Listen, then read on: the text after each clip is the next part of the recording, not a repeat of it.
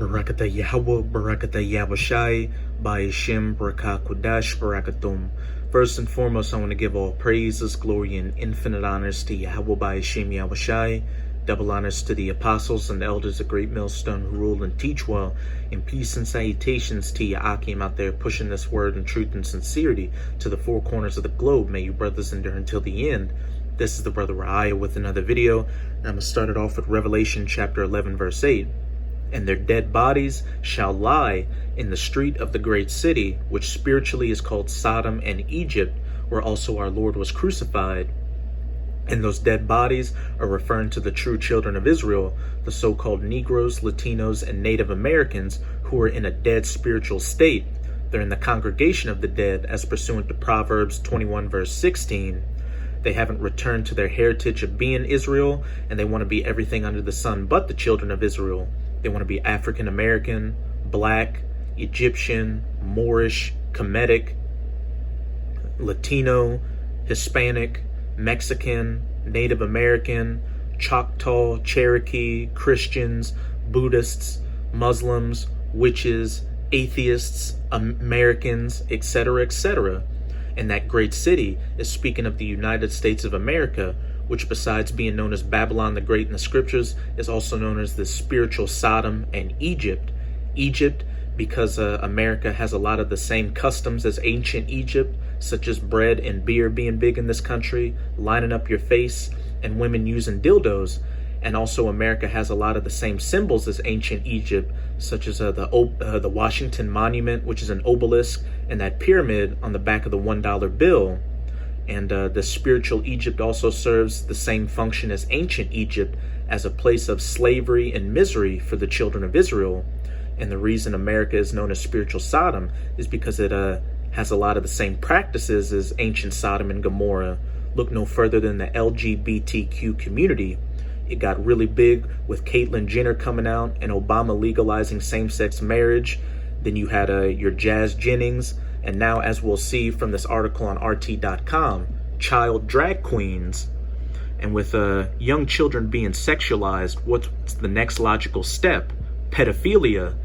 And if this wicked kingdom were allowed to go on for that much longer, it would be normal to see a grown man or woman having a relationship with a young child. And the title of this article is Slippery Slope into Degeneracy. Media keeps sexualizing children, and it must stop, and it will stop when Yahweh Ba'ashim Yahushai burns this wicked kingdom with that fire and brimstone from the sky. Is this the man? We now find ourselves amidst an epidemic of perversion, as disturbing content is shared far and wide by today's major media, mainly Hollywood and these American social media platforms like Twitter, Facebook, and YouTube, infecting the whole planet with its wicked philosophies. One of the most distressing subjects is the sexualization of children. From gaming websites to news organizations, children are now props in a war on decency. Just last December, Desmond, an 11-year-old boy who has been described by Good Morning America, Good Morning Egypt, Good Morning Babylon as trailblazing, twirled around on stage in female attire as men whooped and hollered and threw money his way. Desmond did a drag performance at a sodomite bar and had grown men throwing money at him, but that's just completely normal. Doing videos like this is offensive and could be taken down for being offensive. That isn't a one-off instance. Throughout the past couple of years, other similar incidents have begun to stack up. A 10-year-old drag queen named Lactatia released a photo earlier this year that showed him smiling as he stood next to a naked 27-year-old man. Another photo from the same shoot shows the young boy spreading his legs wide on a couch wearing a black dress and fishnet stockings. I'm going to just show their faces in this picture. Child drag queen pictured with naked winner of RuPaul's Drag Race, but this isn't considered a sexual offense or something that'll make you a sexual predator. Just going to show the complete hypocrisy of this wicked kingdom, the United States of America, because this is okay, but taking a leak in a public park and getting spotted is not okay and could get you labeled as a sexual offender, or popping your woman in the back of your car in a public parking lot could get you labeled as a sexual offender. Last month, Kotaku, a gaming website known for its diatribes opposing the sexualization of adult female characters in gaming, posted child pornography on their website. Photos depicted an underage digital model of Emma Watson sitting on a massive rod. The same piece also featured cartoon drawings of a 10-year-old Pokemon character getting raped by creatures also from the series. I'm a trans woman, but I think this woke world has gone too far. And it definitely has. At a pride event hosted at a public library in Washington state for teens and tweens, a drag queen suggestively danced after removing his skirt in front of the audience. The same event also gave out flavored condoms and lube, but you aren't labeled a sexual offender or a sexual predator for this. Speaking of pride, during this year's annual event, photos emerged of little girls playing with men engaging in pup play. For those unaware, pup play is a kink where people pretend they're dogs and live out their lives as such. Another big thing in these Edomite countries, not just in America but in Europe, is bestiality. Arthur Chu is out here endorsing letting kids interact with grown adults engaging in fetish play. If this is what being woke is, I encourage more people to go back to sleep. Like, kink is fine, consenting adults, you do you, but like, not around kids, yo.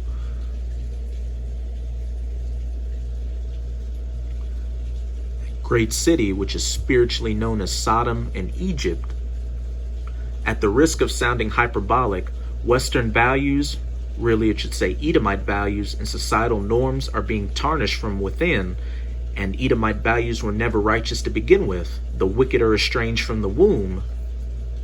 Behaviors once rightfully looked down and spat upon are becoming increasingly common, a feat accomplished due to a media accomplice that praises such actions as progressive, but what they highlight as liberation from gender stereotypes and norms has turned into nothing more than a grotesque parody of what we were always warned would occur.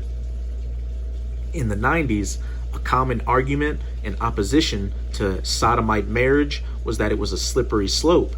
The logic went that if a man could marry a man and women marry women, it'd lead to polyamory, bestiality, and pedophilia, and that looks like exactly where it's going, and every other ill the human mind can devise.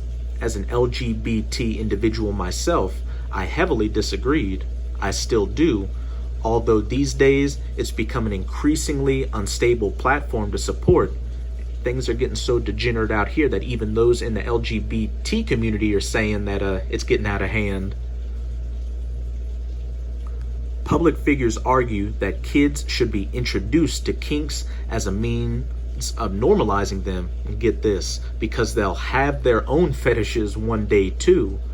Lactatia is touted as inspirational and incredible, even as he tells others to eat a rod. Remember, this is a 10-year-old boy. Desmond faked snorting ketamine while live streaming with an adult drag performer as they read incoming comments such as Hitler did nothing wrong. This fact doesn't bother media sites like the Huffington Post, which raises him as proof that the future is queer.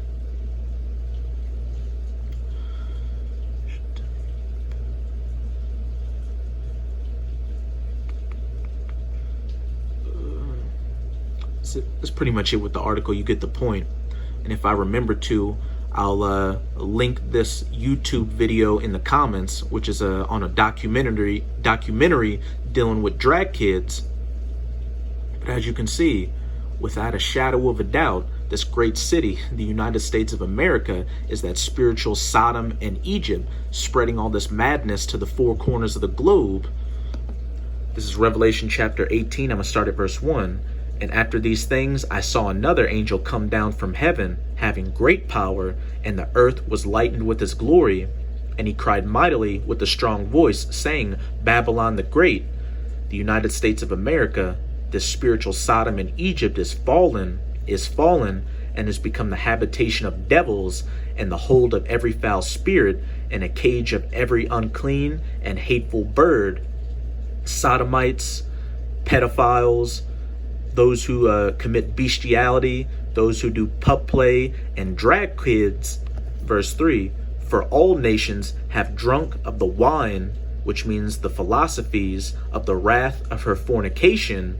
Perfect example of this is now in India, same-sex relationships have been decriminalized, and the kings of the earth have committed fornication with her, and the merchants of the earth are waxed rich through the abundance of her delicacies. And when we go to that word fornication in the Strongs, it's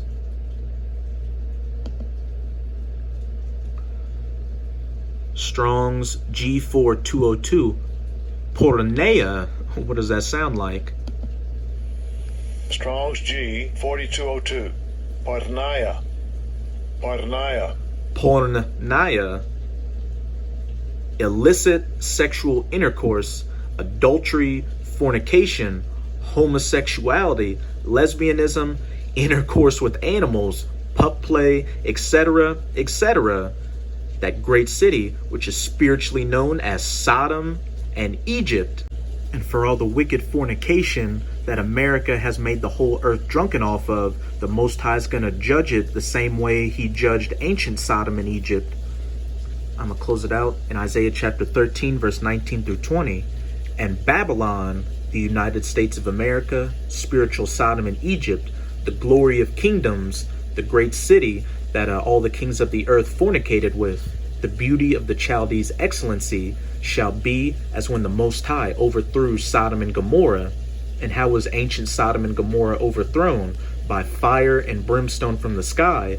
And this modern day Sodom and Gomorrah is going to be overthrown by modern fire and brimstone from the sky.